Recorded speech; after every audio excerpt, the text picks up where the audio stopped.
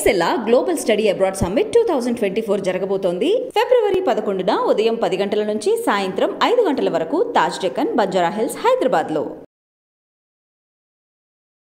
నమస్కారం, welcome to I dream. నేను విజిత. ప్రస్తుతం మనతో పాటు ఉన్నారు ప్రముఖ జ్యోతిష్య వాస్తు శ్రీ భారతీ శంకరాపీఠం వ్యవస్థాపకులు, వేదస్మార్త జ్యోతిష్య ఆగమ ధర్మశాస్త్ర ప్రతిష్టాంత పండితావర్యులు బ్రహ్మశ్రీ అన్నవరపు తిరుపతి మూర్తి అవధాని గారు మనతో పాటు ఉన్నారు. ఇప్పుడు వారితో మాట్లాడి మరిన్ని విషయాలు తెలుసుకుందాం. నమస్కారం గురుగారు. ఓం శ్రీ మహాగణాధిపతయే నమః. గురుగారు, ఎక్కువగా దైవాన్ని ఆరాధించే వాళ్ళు ఎక్కువగా ఉపవాసాలు కూడా ఉంటూ ఉంటారు. అవునండి. అయితే భగవంతుడు ఉపవాసం ఉండమని ఎక్కడైనా చెప్పాడా గురువుగారు?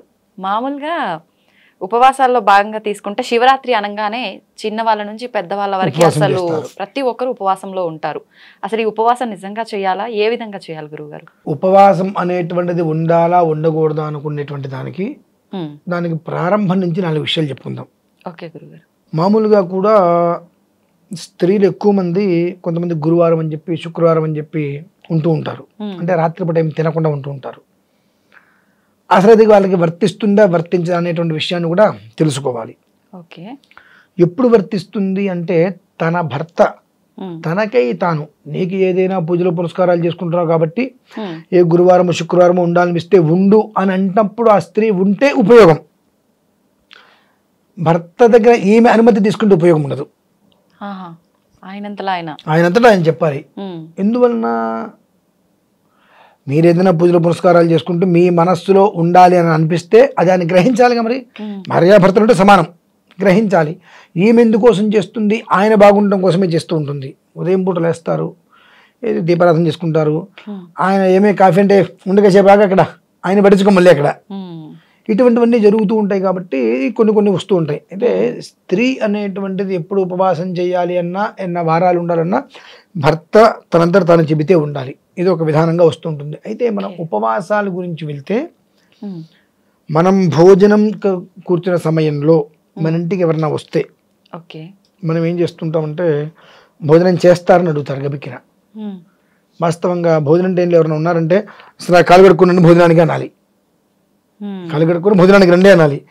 అంటే భోజనం చేస్తారా మీరు కూడా అనేటప్పటికీ అవతల వ్యక్తి ఆకలి వేసినప్పటికీ కూడా మొహమాటం కోసం అబ్బెబ్బెబ్బెబ్బే వద్దు అని అంటారు.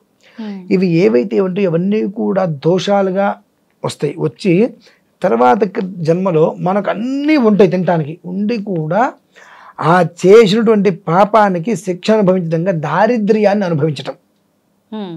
ఉపవాసం ఉండటము అంటే దారిద్ర్యాన్ని అనుభవించటం. ఏది తినటానికి తిండి ఉంది, పళ్ళు అన్నీ ఉన్నాయి పుష్కలంగా. కానీ మనం ఏదైతే క్రితం జన్మలో ఎవరికైతే కనుక భోజనం పెట్టకుండా పంపించి చేస్తావా అని అడిగి ఆయన చేయకుండా ఉంటే ఉన్నదో ఆ దోషం అనేటువంటిది పట్టి పీడిస్తూనే ఉంటుందండి. ఓకే.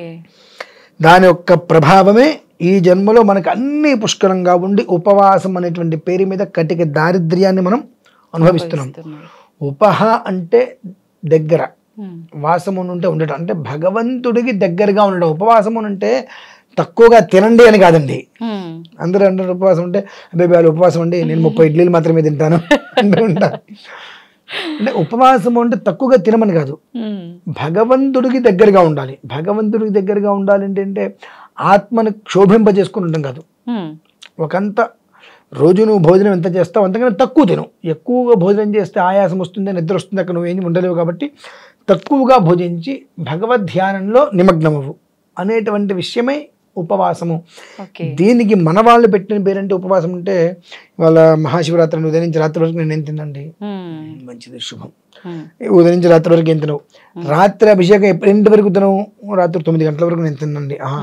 ఈ 9 లోపు నువ్వు ఉపవాసంగా ఉండి ఏదో చేస్తున్నప్పుడు, ఆ పక్కన ఏదో వంట చేస్తున్నప్పుడు అందులో పదార్థాలు సువాసన వచ్చిన తర్వాత నోట్లో లాలాజలం నీకు వచ్చింది, అయిపోయి. ఎందువల్ల అక్కడెక్కడైతే నీకు ఆ వాసన ముక్కు వరకు వెళ్ళిందో తొందరగా అయిపోతే ధ్యాస లాగేస్తుంది నీకు. నువ్వు మరి పొద్దు నుంచి రాత్రి వరకు ఉపవాసం చేసింది ఏముంది అక్కడ నీకు? మొత్తం బూడిదలో పూసిన పన్నీరు. దేనికి పని కాదు. ఇంకా అందుకని ఉంటారు మితంగా భుజించు, అమితంగా ఆరాధించు. అమితంగా భుజించి మితంగా ఆరాధించడం కాదు. అసలు అమితంగా నేనేమి భుజించను, మితంగానే భుజించను, పూర్తిగా వదిలేస్తాను, అక్కడ కూర్చుంటానంటే ఆరోగ్యాలు దెబ్బతింటాయండి. అవి ఎవరు చెయ్యాలి? ఒకవేళ అలా ఉండాల్సిన పరిస్థితి ఉంది అంటే కుటుంబాన్ని పోషించేటువంటి బాధ్యత ఉన్నటువంటి భర్త, ఇంటి పెద్ద మనిషి ఉంటారు, అతను ఎప్పుడు చేయాలి అది కూడా ఇటువంటి శివరాత్రులు అవే కాదండి, ఏకాదశి రోజు నాడు, కేవలం ఏకాదశి రోజు నాడు మాత్రమే చంద్ర దర్శనం తర్వాత భోజనం చేయాలి. ఎందువల్లనంటే చంద్రస్థితి అనేటువంటిది ప్రతి ఒక్క మనిషిలోనూ కూడా దూరి మనస్సుని కకావికలం చేస్తూ ఉంటుంది. చాలా మెంటల్గా అప్సెట్ అయిపోతుంటాడు మనిషి. ఆ మెంటల్ అప్సెట్ అయిపోయిన తర్వాత ఆ మానసిక ఆవేదన నుంచి బయటికి రాలేక ఇంకా ఇరుక్కుపోతూ ఉంటాడు కనుక కుటుంబ బాధ్యతలలో ఆ బాధ్యతలు అతని నెత్తి మీదకి లేకుండా అతను ప్రశాంతంగా ఉంటే తన జీవితం అంతా సుఖంగా ఉంటుంది. కాబట్టి దాని గురించి అని చెప్పి ఏకాదశి రోజు నాడు తను రాత్రి చంద్రుని చూసిన తర్వాత భోజనం చేయటం అనేటువంటిది అతనికి మాత్రమే చెప్పబడి ఉన్నది. ఇంట్లో పిల్లలకి కానీ ఆడవాళ్ళకి కానీ ఎవరికి కూడా చెప్పబడి లేదు ఎప్పుడు కూడా. ఇవి ఈ మధ్య కాలంలో అనవసరంగా వస్తున్నటువంటి ఆచారాలండి. ఇంట్లో కూడా దీపారాధన పురుషుడే చేయాలి, స్త్రీ పనికిరాదు. అంటే ఫలితం ఉండదా గురువుగారు కంప్లీట్ గా? ఇంటికి దీపమే ఇల్లాలండి. ఇల్లాలని దీపం పెట్టమని కాదు, అక్కడ ఇంటికి దీపం ఇల్లాలంటే ఇల్లాలు వచ్చి ఇంటికి దీపం పెట్టాలంటారు చాలా మంది. ఇంటికి వెలుతురు ఇల్లాలు. ఎందువల్ల వెలుతురు? ఒక మనిషికి 30 ఏళ్ళు వచ్చింది, పెళ్లి కాలేదు, వాడు ఎక్కడికైనా వెళ్తే ఎవరైనా ఇంటికి వెళ్ళి ఎవరైనా ఉంచాలంటే ఒక పూట వాడికి పెళ్లి కాలేదు అని ఉంచద్రా అంటుంటారు. వివాహం అయిందనుకోండి, వాడు వెళ్తాను అన్నా రాత్రి అయింది ఇక్కడే ఉండి పూట పడకుండా వెళ్ళండి అంటారు. ఆ ఇంటికి దీపం కాంతి. అంటే ఆ స్త్రీతోటే ఆ పురుషుడికి వాల్యూ ఉంది. స్త్రీ లేకపోతే పురుషుడికి వాల్యూ ఎక్కడుంది? నువ్వు ఎంతైనా సంపాదించు, సాయంత్రం అయితే నేను ఇంటికి పంపించేస్తారు, ఉంచరు ఇంట్లో. అదే నీకు వివాహం అయితే సాయంత్రం అయితే చీకటి పడింది కదా, ఇప్పటికి ఇక్కడే ఉండండి విశ్రాంతి తీసుకోండి అంటారు. తేడా చూడండి. అంటే ఇంటికి దీపం ఇల్లాలు, ఇంట్లో దీపం పెట్టడం ఇల్లాలి కదండి. ఇంట్లో చేసేటువంటి నిత్యార్చనలో అతనే దీపం పెట్టుకుంటూ ఉండాలి. కానీ అవన్నీ పోయి ఇప్పుడు అమ్మాయి వేసుకుంటూ అన్నీ వస్తున్నాయి. కానీ ఉపవాసం అనేటువంటిది మహాశివరాత్రి కాదు, కార్తీక మాసము కాదు, దసరా కాదు, ఇంకోటి కాదు. ఉపవాసానికి అయితే శాస్త్ర సమ్మతం అయితే కాదమ్మా. కేవలము కూడా మన ఇంట్లో అన్ని రకాల ద్రవ్యాలు పుష్కలంగా ఉండి మన ఇంటికి వచ్చినటువంటి వ్యక్తికి మనం కాలు కడుక్కొని భోజనానికి రండి అనేటానికి బదులు భోజనం చేస్తారా అని అడిగిన ఒక్క మాటకి వచ్చిన దోషానికి ఈ జన్మలో మనం అనుభవిస్తున్నటువంటి కటిక దారిద్ర్యం ఇదంతా. అదేంటంటే పోగొట్టుకోరు. ఆ కర్మ ప్రారంభం తొలగేంత వరకు కూడా వీళ్ళు ఇటువంటివి చేస్తూనే ఉంటారు. వద్దు అన్నా సరే వినరు. మీకేం తెలుసని అంటారు. మంచిది, నాకు తెలిసింది ఏంటంటే నువ్వు ఏదో దరిద్రమైన పని చేసావు కాబట్టి క్రితం జన్మలో ఈ జన్మలో అన్నీ ఉండి దరిద్రాన్ని అనుభవిస్తున్నావు, ఇదైతే నాకు తెలిసింది కాబట్టి నీంట్లో నేను మంచిని కూడా తాగను అని చెప్పి వెళ్ళిపోవడం చాలా శ్రేయదాయకం అండి. అందువల్లనే మనకు ఇళ్లల్లో కూడా దాదాపుగా ఇప్పుడు ఈ మధ్యకాలంలో ఒక రకమైన విధానంలో ఉంది. పూర్వంలో ఎంతో భర్త చెప్పేవారు, అమ్మాయి నీకు ఏదైనా ఉండాలనిపిస్తే వాళ్ళు శుక్రవారం ఉంది అమ్మవారికి అర్థం చేసుకుంటే కనుక ఉండు. ఎందువల్లంటే భర్త అనుమతి లేకుండా పూజ చేయడానికి కూడా అర్హత లేదు కదండి.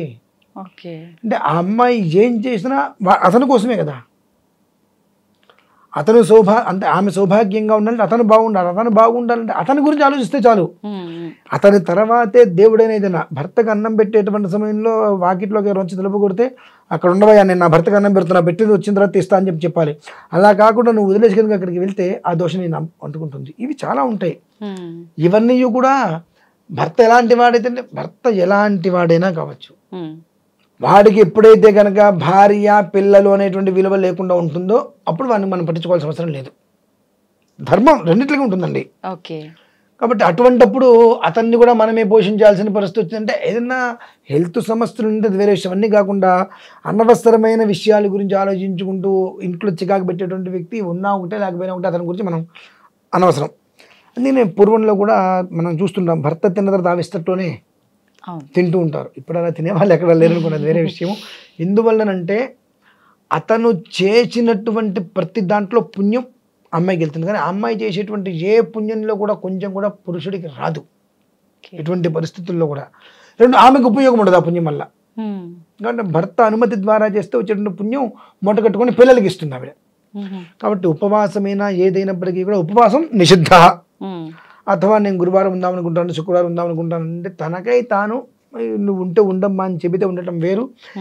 లేదు అని అంటే ఆయన ప్రశాంతంగా ఉన్నాడు అన్నప్పుడు, ఇలా ఉందామనుకుంటున్నాను నేను అన్నప్పుడు సరే నేను చెప్తాలి అని ఆ విషయం గుర్తొచ్చి మర్నాడు అవతల మర్నాడో సరే అంటాం వేరు. ఆ విధానంలో స్త్రీకి ఉపయోగపడుతుంది మినహాయిస్తే ఉపవాసం స్త్రీ చేయకూడదు, పురుషుడు చేయకూడదండి. ఉపవాసం చేశారు అంటే నాకు తెలిసి ఏ జన్మలోనో వాళ్ళు చేసినటువంటి ఆ చిన్న మాట దోషానికి దరిద్రం అనుభవిస్తున్నట్టే ఖచ్చితంగా. అయితే గురువుగారు ఇప్పుడు జనరల్గా మనకు చాలా కాలం నుంచి శివరాత్రి అనగానే పొద్దంతా ఉపవాసం ఉండి సాయంకాలం టెంపుల్కి వెళ్ళి లేదంటే ఇంట్లో అభిషేకం చేసుకున్న తర్వాత పండ్లో పాలో తీసుకుంటూ ఉంటారు. ఇప్పుడు ఈ వీడియో చూసిన తర్వాత ఉపవాసం ఉండొద్దు అన్నారు. మరి ఏం చేయాలి? ఏం చేయటం ఏంటండి, ఆత్మన్నిత్యామంత్రైత నువ్వు ఎంతవరకు చెప్పగలుగుతావు, ఎంతవరకు ఉపవాసం ఉండగలుగుతావు? ఉపవాసం అంటే అసలు అర్థమే లేదు కదండి. భగవంతునికి దగ్గరగా ఉండటం. భగవంతుడు అంటే యమధర్మరాజు కాదు కదా. షుగరో బీపీనో ఉంటుంది, నేను దేవుడి దగ్గర ఉంటాను అని చెప్పి అలానే కూర్చుని తినకుండా ఉంటాను, టాబ్లెట్ వేసుకోవాలి, తినకుండా టాబ్లెట్ వేసుకోకూడదు, అబ్బాయి తింటే అభిషేకం చేయకూడదు, శివుడు ఏమైనా వచ్చి చెప్పాడా? కొన్ని దేశకాల దేహధర్మ వైపరీత్య శంకయ్య, ఆరోగ్యం చాలా బాగుంది అన్నప్పుడు ఆ పురుషుడు చేయి. పురుషుడు అనుమతి తీసుకొని అల్పాహారం తీసుకొని స్త్రీ ఉండు.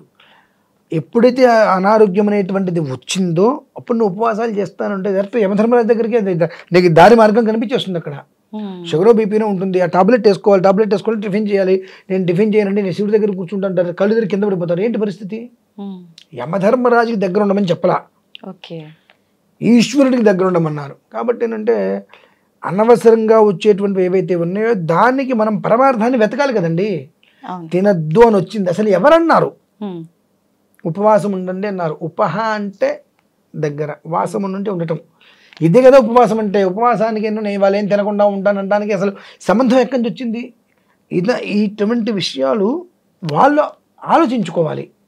ఆలోచించుకునేటువంటి స్థితిలో వాళ్ళు లేకపోవచ్చు. చెప్పింది విని అర్థం చేసుకొని అయ్యో కడుపుంటే తినండి ఎవరు చెప్పారు? నీకు కావాల్సింది ఈశ్వరారాధన. ఈశ్వరారాధన చేస్తూ నీకు ఆకలేసి కలిసి కింద పడిపోతే అది మధ్యలో నాశనం అయిపోతుంది, అన్ని రకాలు చెడుతుంది వ్యవహారం. అందుకని ఆత్మని తృప్తిపరచుకో. నీకు ఈ ఆకలి లేదు, ఒక 4 గంటలు నేను ఈశ్వరారాధన చేసుకోగలను, అంత ఉప్మా తిని చక్కగా ఈశ్వరారాధన చేసుకో. మాకు లక్ష బిల్వార్చన కార్తీక మాసంలో జరుగుతూ ఉంటాయండి. మరి అందరూ ఉపవాసాలే ఉంటారు. ఎలా ఉంటారు? ఉదయం పూట కాఫీనో పాలు తాగేస్తారు, 8:30కి టిఫిన్ చేసి మళ్ళీ వచ్చి కూర్చుంటారు. మధ్యాహ్నం 12:30 1 గంటకి హవిస్సు, లేదంటే మళ్ళీ అల్పాహారం ఉంటుంది. రాత్రికి భోజనాలు. ఎంత లక్ష్మీల వార్తన చేసిన తినకుండా ఇవ్వాలి కదా. నా చిన్నప్పటి నుంచి నేను చూస్తున్నా. ఎందుకు ఇవన్నీ చేస్తున్నారంటే లోపల పరమాత్మ ఉన్నాడు కదా, ఆ పరమాత్మను ఇబ్బంది పెడితే జీవాత్మ పరమాత్మ. నువ్వు జీవాత్మనే సరిగ్గా చూసుకునే వాడు పరమాత్మ ఏం చూస్తావు? ఆ పరమాత్మకు లోపలే ఉన్నాడుగా, ఆయన ముందు తృప్తిపరచు. తర్వాత అక్కడ లింగ రూపంలో ఉన్నాయని సంతోషపడుతుంది. కానీ అది విషయం అండి. అక్కడ చాలా మంచి విషయాలు గురువు గారు. థ్యాంక్ యూ అండి.